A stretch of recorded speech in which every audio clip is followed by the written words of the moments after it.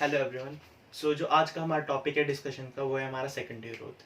तो basically secondary growth होता क्या है, सबसे पहले हमको ये जानना होता है, क्योंकि अगर हम चीज़ों को टॉपिक को अगर पॉइंट टू पॉइंट समझेंगे तभी हमारे लिए ज़्यादा वो अच्छा भी रहेगा और बेनिफिशियल भी रहेगा। तो सेकेंडरी ग्रोथ होता क्या है, जो कोई सा भी प्लांट होता है उसके अंदर दो तरह की हमको ग्रोथ दिखती है, या हम किसी भी तरीके से बोलते हैं कि प्लांट ग्रो कर रहा है। पहला कौन सा होता है, पहला होता है हमेशा एपिकल ग्रोथ। जो एपिकल ग्रोथ होती है वह तो राम की तरफ से होती है या तो शाम की तरफ से होती है। तो यही दो तरीके होते हैं, ठीक है। अब राम और शाम क्या होते हैं पहले वो देखते हैं। राम शाम। राम मतलब होता है root apical meristem, root apical meristem. और शाम मतलब क्या होता है, शूट एपिकल मेरिस्टेम। होता क्या है, कोई सा भी प्लांट होता है जब उसकी इनिशियल ग्रोथ होती है तो क्या करता है, वो या तो रूट की तरफ से अपना इलोंगेट करेगा या तो वो अपनी शूट की तरफ से इलोंगेट करेगा और हम बोलेंगे प्लांट की ग्रोथ हो रही है। बट एक्चुअली ये होती है इनिशियल स्टेज में। इनिशियल स्टेज में जब हम बाद में देखते हैं तो हम देखते हैं कि प्लांट की ग्रोथ ना ही सिर्फ ऐसे हो रही है, मतलब ना ही सिर्फ अप और डाउन डायरेक्शन में हो रही है, बट आल्सो, बट यहाँ पे बट शब्द का है, बट आल्सो वो लेफ्ट और राइट में भी हो रही है। इसका क्या मतलब, इसका मतलब अगर ये प्लांट है, ये हमारा प्लांट है, तो इसका गर्थ भी बढ़ रहा है। और ये जो गर्थ का बढ़ना होता है उसको हम बोलते हैं सेकेंडरी ग्रोथ। तो मेनली हमारा सेकेंडरी ग्रोथ क्या होता है, increase in the girth. Girth increase in the length of girth of a plant is called as secondary growth. तो हमारा जो सेकेंडरी ग्रोथ आता है, क्वेश्चन कि हमारा सेकेंडरी ग्रोथ हम देखते किस में है। Secondary growth is seen only in the higher plants. अगर हम लिखेंगे इनको तो बोलेंगे secondary growth is seen only in higher plants, higher plants। और अगर टू बी एक्यूरेट, अगर हम ज्यादा एक्यूरेट बोलेंगे तो ये होते हैं एंजियोस्पर्म्स में। अब सवाल आता है कि इसके इतने सारे प्लांट्स होते हैं, इतने तरह के प्लांट होते हैं, हमें सिर्फ एंजियोस्पर्म्स में क्यों मिलते हैं, इसका रीजन आएगा। तो अभी जैसे जैसे हमारा टॉपिक आगे बढ़ेगा इसका रीजन भी आएगा। तो हमें बस ये याद रखना है सेकेंडरी ग्रोथ कहाँ से हम देखते हैं मेजरली, क्योंकि एक्सेप्शंस हर जगह होते हैं। तो सेकेंडरी ग्रोथ हमें कहाँ दिखते हैं, एंजियोस्पर्म्स में दिखते हैं। तो हमें बस अभी ये याद रखना है, धीरे धीरे जैसे जैसे हमारा चलेगा, जैसे जैसे सेशन, वैसे वैसे हर चीज़ आपको क्लियर होती जाएगी। अब आता है, हमने सेकेंडरी ग्रोथ की हमने डेफिनेशन को तो कवर कर ही लिया। सेकेंडरी ग्रोथ हमने ये भी देख लिया कहाँ पे होती है। अब आती है बात कि सेकेंडरी ग्रोथ कितनी तरीके की होती है। तो सेकेंडरी ग्रोथ होती है दो तरीके की। Secondary growth is of two type. One is vesicular cambium and second is cork cambium. जो आज का हमारा सेशन है वो मेनली फोकस होगा फेसिकुलर कैम्बियम पे, क्योंकि वरना ये सेशन काफी लंबा हो जाएगा। तो जो फेसिकुलर कैम्बियम है, अब ये फेसिकुलर कैम्बियम होता क्या है, पहले तो हमें ये जानना होता है। तो सबसे पहले हमको पता है कि जाइलम और फ्लोएम की अरेंजमेंट होती है जो कि एक सर्कुलर फॉर्मेट में होती है, जैसा कि हम पहले से पढ़ के आए थे। तो अगर हम उसको बेसिक देखेंगे तो ये हमें वो दिख जाएगी, ये जो बेसिक अरेंजमेंट है कि अगर इसको मैं एक को, अगर इसको बड़ा करूं सिर्फ एक को, तो हमारे पास ये कैसा दिखेगा, हमारे पास ये कुछ ऐसा दिख रहा है, ठीक है। अगर इसका डायरेक्शन भी सेम ही रखेंगे, हम डायरेक्शन भी ना बदले बस आपके लिए, तो ये हमारा ये वाली चीज़ है वो ऐसे लगेगी। और ध्यान से देखेंगे तो बीच में एक लाइन है, ये लाइन क्या है वो समझाएंगे, ठीक है। तो पहले तो ये पूरी चीज़ को देखते हैं ये कि है क्या। तो अगर हम इसको देखेंगे, अंदर वाला पोर्शन हमारा है जाइलम, और ये कौन सा जाइलम है, प्राइमरी जाइलम। अब इसको प्राइमरी क्यों कहते हैं ये आएगा आगे। फिर ये जो है इसको हम कहते हैं फ्लोएम, और ये कौन सा फ्लोएम है, प्राइमरी फ्लोएम। ये भी अभी आएगा जस्ट एक मिनट में। और ये जो बीच वाली चीज है इसको हम कहते हैं कैम्बियम। अब ये जो बीच वाली चीज है ये हमारे लिए नहीं है, ये कैम्बियम होता क्या है। कैम्बियम हमारे पास वो मेरिस्टेमेटिक सेल होते हैं जो कि अपनी कैपेबिलिटी जो होती है डिवाइड करने की वो लूज कर देती है, और बाद में ये दोबारा एक्टिव होती है और कहती है कि मेरे को डिवाइड करना है। ये उसी तरीके की है जो बच्चा प्री बोर्ड में कम नंबर लाता है लेकिन फिर वो कहता है कि नहीं भाई मेरे को तो पढ़ना है और मुझे अच्छा स्कोर करना है। तो ये वही है, ये बच्चा वही है जो प्री बोर्ड में फेल होके बोर्ड में 90% लाता है। कैम्बियम दोबारा डिवाइड करने की कैपेबिलिटी वो रखता है, हर बच्चा कैपेबिलिटी रखता है, वैसे ही कैम्बियम कैपेबिलिटी रखता है, और समय आने पे फिर ये डिवाइड कर लेता है। तो हमारे पास देखिए ये कैम्बियम इन दोनों के बीच में पाया गया है, तो इसलिए इसको हम कहते हैं इंट्रा फेसिकुलर कैम्बियम। अब इसको इंट्रा फेसिकुलर कहते हैं। इंट्रा का मतलब होता है इन बिटवीन, और फेसिकुलर मतलब जो हमारे फेसिकल जाइलम एंड फ्लोएम, जो वस्कुलर बंडल्स हमारे होते हैं वो। तो इंट्रा फेसिकुलर मतलब जाइलम और फ्लोएम के बीच के अंदर पाए जाने वाला कैम्बियम। और इंट्रा फेसिकुलर का और कुछ मतलब नहीं। तो ये समझिए आप कितनी यूनिक चीज है कि इंट्रा फेसिकुलर मतलब अगर ये कहीं भी शब्द आएगा, ये अपने आप को बताएगा, अपनी पोजीशन खुद बताएगा, कि अपना एड्रेस खुद बता रहा है कि मैं जाइलम और फ्लोएम के बीच में हूँ। अब ये होता है इंट्राफेसिकुलर कैम्बियम। अब जब ये डिवाइड करता है, तो डिवाइड करेगा तो ये कहाँ पे बटेगा, ये अंदर भी बढ़ता है और बाहर भी बढ़ता है। मतलब किसी भी कैम्बियम की अगर हम बात करें इंटरफेसिकुलर कैम्बियम की, तो इसकी बाय डायरेक्शनल ग्रोथ होती है। मतलब ये जाइलम के सेल अंदर भी काटता जाएगा और जाइलम के और फ्लोएम के सेल बाहर भी काटता जाएगा। ठीक है। अब ये जो होती है, अब ये डिवाइड करने से पहले जब कैम्बियम रिंग प्रेजेंट होती है, बस कि वो सेकेंडरी ग्रोथ शो कर सकता है, मतलब एबिलिटी है, उससे पहले का जो जाइलम और फ्लोएम होता है वो होता है सेकेंड, वो होता है primary xylem and primary phloem. फिर जब ये डिवाइड कर जाता है, मतलब जब ये फ्लोएम दोबारा डिवाइड करने लग जाता है, तो हम देखते हैं कि अलग अलग रिंग्स बनती है, और लास्ट में जो होता है ये अपना हमारा सेकेंडरी फ्लोएम बाहर की तरफ काटता है और सेकेंडरी जाइलम अंदर की तरफ काटता है, और ये कटता कटता कटता कटता कटते आगे ही चला जाता है। ठीक है। अब ये होता है हमारा इंटरफेसिकुलर कैम्बियम का कंसेप्ट क्लियर। लेकिन अभी कैम्बियम यहीं पे खत्म नहीं हुआ, यहाँ पे इससे आगे है। अब आता है इंटरफेस्टिकुलर कैम्बियम। तो सबसे पहले तो इंटरफेस्टिकुलर कैम्बियम होता क्या है, पहले हमें ये भी सीखना पड़ेगा। अब जैसे इंट्रा होता है, इंट्रा क्या मतलब होता है कि जाइलम और फ्लोएम के बीच में है। तो इंटरफेस्टिकुलर कैम्बियम का क्या मतलब होगा, इंटरफेस्टिकुलर कैम्बियम का मतलब होगा कि अगर मैं बना के डायग्राम आपको समझाता हूँ, जैसे कि ये है और ये है, इसके बीच में कैम्बियम रिंग है, ये हमारा जाइलम है, ये हमारा फ्लोएम है, ये हमारा जाइलम है, ये हमारा फ्लोएम है, और ये हमारा कैम्बियम रिंग है। अब क्या होता है, ये है इंट्राफेसिकुलर। अब इन दोनों के बीच में ये जो है यहाँ पे भी एक रिंग फॉर्मेशन बनने की कोशिश करती है, क्योंकि जब गर्थ बढ़ेगा तो बेसिक चीज है, ये गोला सा ही एक्सपेंड बन के एक्सपेंड होगा तभी जाके गर्थ बनेगा। हमें ये गोला पे पहुंचना है पहले, हमारा मेन एम ये है कि ये गोला कैसे बना। अगर ये समझ में आ गया, इसका मतलब हमें सेकेंडरी ग्रोथ समझ में आ गई। गोला मतलब सेकेंडरी ग्रोथ। तो ये हमें पता चलता है कि बीच में जो बीच की जो इन दोनों के बीच के जो सेल है, वो भी दोबारा अपनी एबिलिटी जगा देते हैं कि हमको भी, हम भी डिवाइड कर सकते हैं। और ये भी वही बच्चे होते हैं जो एक बच्चे को देख के कि अगर ये कर सकता है तो हम भी कर सकते हैं, इनका भी सेम मोटिव होता है। तो ये दोबारा अपनी डिवाइड करने की कैपेबिलिटी वापस पा लेते हैं, वापस आती है इनके पास, और ये दोबारा डिवाइड कर लेते हैं। मतलब इनके पास एबिलिटी होती है, दोबारा आती है और ये डिवाइड करते हैं। तो ये भी दोबारा मैथमेटिक बन गए।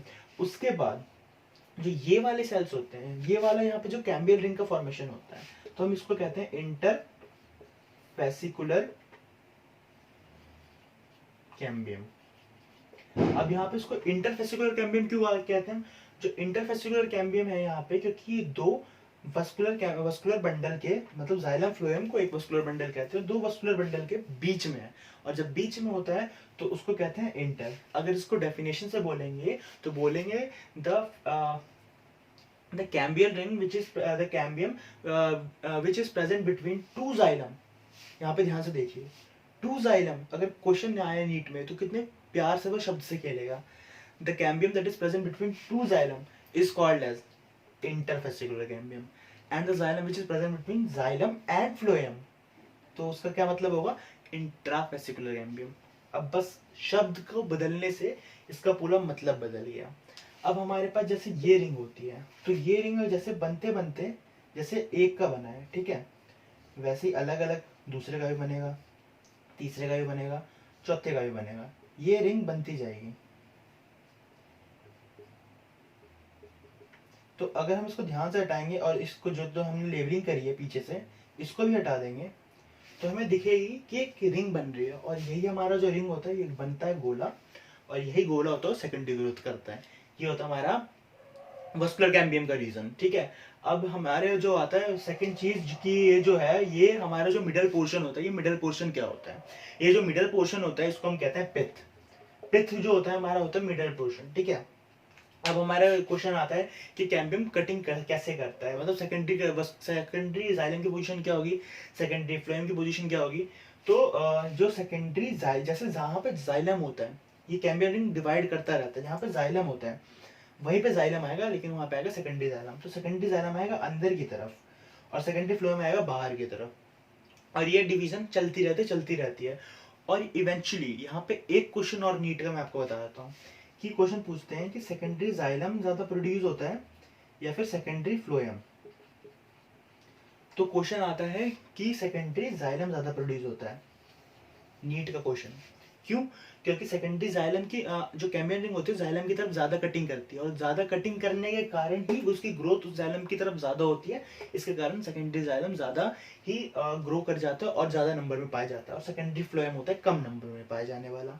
इसलिए हम कहते हैं कि जो कैम्बियम रिंग की एक्टिविटी है जाइलम की तरफ ज्यादा है और अंदर की तरफ ज्यादा एक्टिव होती है और बाहर की तरफ कम। अंदर की तरफ क्यों एक्टिव होती है? क्योंकि अंदर की तरफ होता है जाइलम। ये हो गया हमारा सेकेंडरी ग्रोथ का कंसेप्ट, सिर्फ और सिर्फ वस्कुलर कैम्बियम में। अब वस्कुलर कैम्बियम से और सेकेंडरी ग्रोथ से ही रिलेटेड कुछ और कंसेप्ट है छोटे से, उसको कवर करते हैं।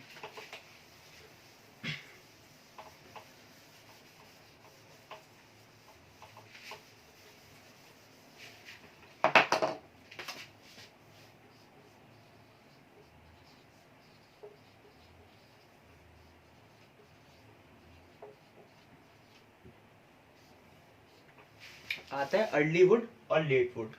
अब इनके बीच में कुछ डिफरेंसेस हैं और ये डिफरेंसेस इंपॉर्टेंट है।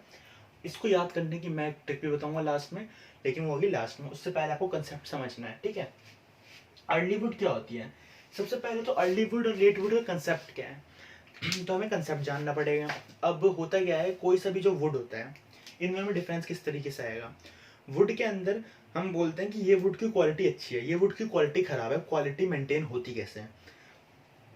तो क्वालिटी और कुछ नहीं होती, वो कैम्बियम रिंग किस तरीके से कट होती है, कैम्बियम रिंग से ही टॉपिक ये रिलेटेड होगा। कैम्बियम रिंग की कट करने की पोजीशन क्या है या कितना कट करता है, उसके हिसाब से जो कैम्बियल एक्टिविटी होती है उसके हिसाब से दोनों वुड बनती है। क्योंकि कैम्बियल एक्टिविटी जो फिजियोलॉजिकल और इन्वायरमेंटल, ये आपकी एनसीईआरटी की सेकेंडरी ग्रोथ जब ये खत्म होता है, सेकेंडरी ग्रोथ फेसिकुलर कैम्बियम के डायग्राम के बाद की दूसरे पेज पे पहली लाइन जो है यही लाइन है कि cambium activity is regulated by physiological and environmental effect. और नीट में ये क्वेश्चन 2015 में आया हुआ है कि किस पे कैम्बियम एक्टिविटी होती है। तो ये दोनों इसका मेन फीचर है कि इन दोनों पे होती है कैम्बियम एक्टिविटी। अब किस तरीके से वो कट करता है उस तरीके की क्वालिटी ऑफ फूड बनती है। अब क्वालिटी ऑफ फूड में क्या होता है कि हमें देखते हैं कि कौन सी फूड ज़्यादा ड्यूरेबल है, कौन सी फूड ज़्यादा लाइट है। क्योंकि जितना ज़्यादा लाइट होगा हम कम स्पेस में उतना ही ज़्यादा एक्सपोर्ट कर पाएंगे, और जितना ज़्यादा एक्सपोर्ट करेंगे उतना ज़्यादा फायदा होगा, और जितना ज़्यादा लाइट होगा उतना ज़्यादा इजीली वर्केबल होगा।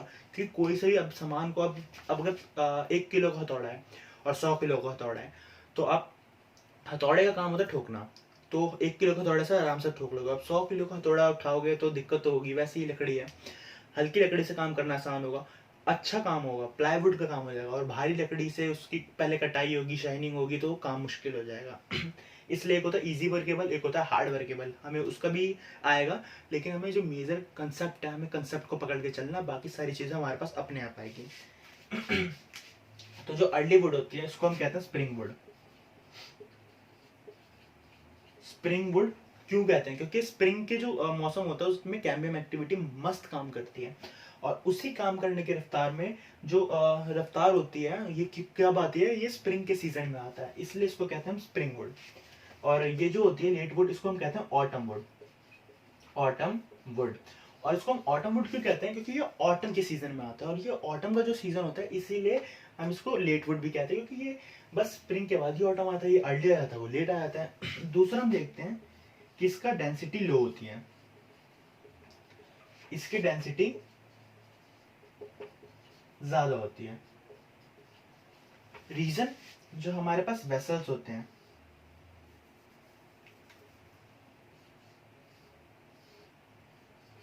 डायग्राम अच्छे नहीं है मेरे,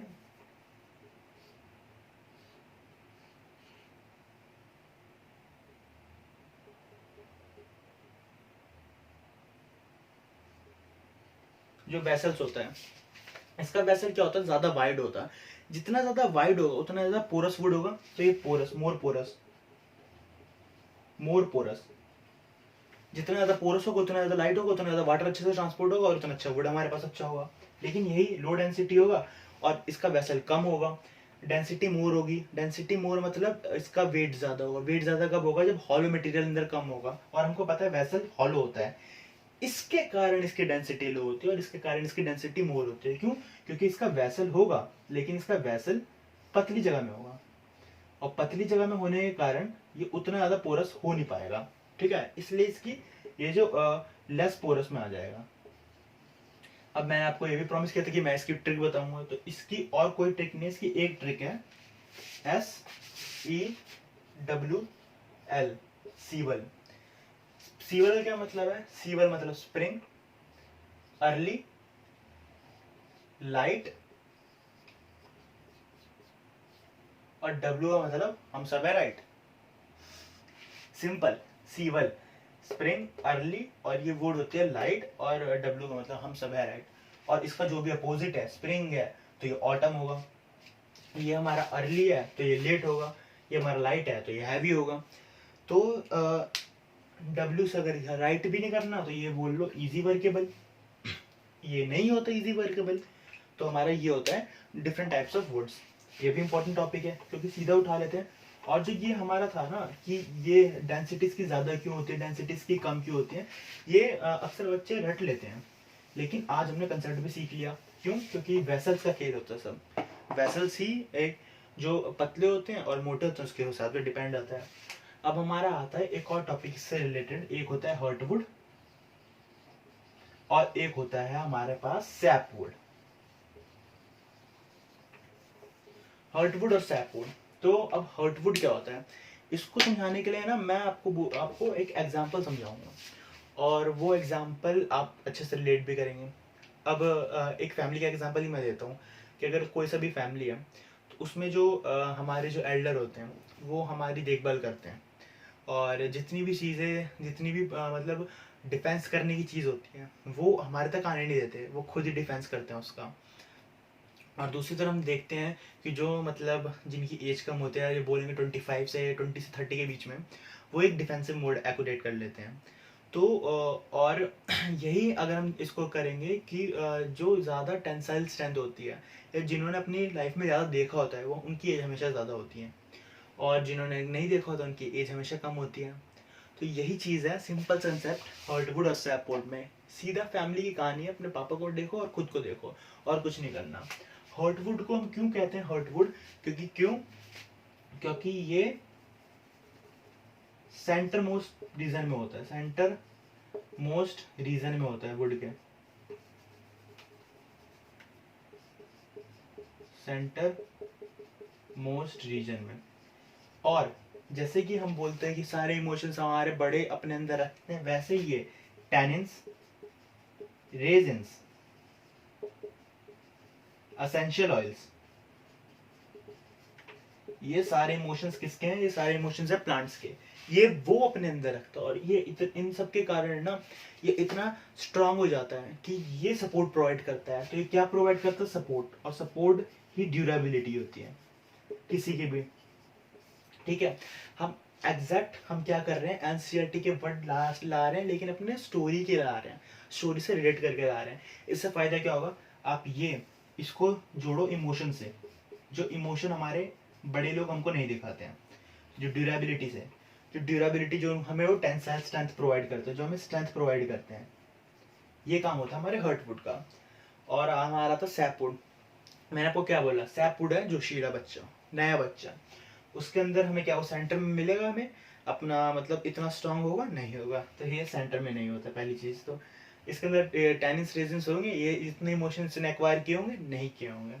तो अगर इसने इमोशन ज्यादा एक्वायर नहीं किए होंगे तो क्या कि इसने एक्वायर किया होगा, इसने एक्वायर किया होगा जल्दी से मूव ऑन करना। और मूव ऑन करता प्लांट में, कौन प्लांट में मूव ऑन करता है? वाटर। तो क्या करता है, ये कंडक्टिविटी में हेल्प करता है, कंडक्टिविटी में हेल्प करता है वाटर की। ठीक है, और ड्यूरेबिलिटी, जैसे ये टेंसाइल स्ट्रेंथ प्रोवाइड करता है, ये वो इसका काम ही नहीं होता टेंसाइल स्ट्रेंथ प्रोवाइड करना, इसका काम होता है सिर्फ, इसका काम होता है स्ट्रेंथ प्रोवाइड करना। तो ये हमारा जो टॉपिक होता है हर्टवुड और सैपवुड का खत्म, और यहाँ पे ही हमारा फेसिकुलर कैम्बियम भी खत्म।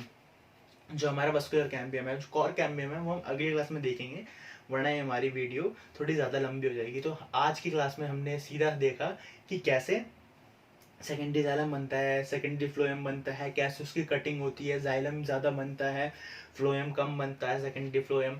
और ये इंटरफेसिकुलम इंट्राफेसिकुलर कैम्बियम क्या होता है, हार्टवुड सैपवुड क्या होता है, अर्ली वुड क्या होता है, लेट वुड क्या होता है, ड्यूरेबिलिटी क्या होता है, ये सब हमने प्यारे प्यारे एग्जाम्पल से सीखा है, प्यारे प्यारे ट्रिक्स से सीखा है। तो थैंक यू आज के सेशन के लिए, मिलते हैं जल्दी।